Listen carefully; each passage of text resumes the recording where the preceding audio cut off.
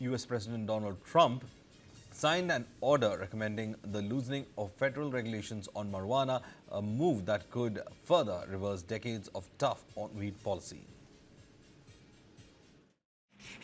That's a good one. U.S. President Donald Trump signed an order on Thursday that recommends easing federal regulations on marijuana, kickstarting one of the most significant changes to the drugs policy in decades. We have people begging for me to do this, people that are in great pain. A senior administration official says Trump's order directs his attorney general to quickly move ahead with reclassifying marijuana as a less dangerous drug, putting it alongside common painkillers. I don't want it, okay?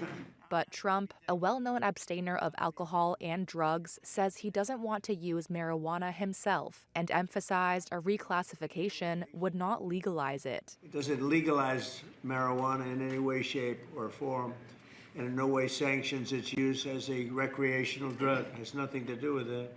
Under the U.S. Controlled Substances Act, marijuana is listed as a Schedule I drug, like heroin and ecstasy, meaning it has no accepted medical use.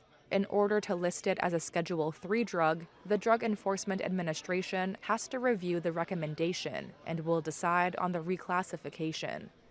Cannabis stocks jumped after initial reports that Trump may loosen restrictions.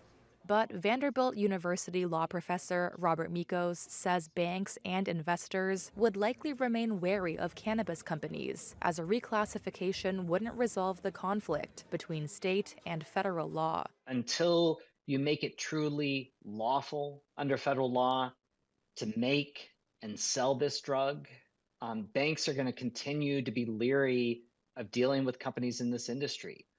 So this change by itself wouldn't remove that obstacle. However, Paul Armentano, the deputy director of the National Organization for the Reform of Marijuana Laws, says the federal shift will create long-term change. Over time, banks and credit unions and other financial institutions will become more comfortable with the fact that this industry is here, it's here to stay, and that clearly the federal government itself is also becoming more comfortable with this industry and more accepting of it.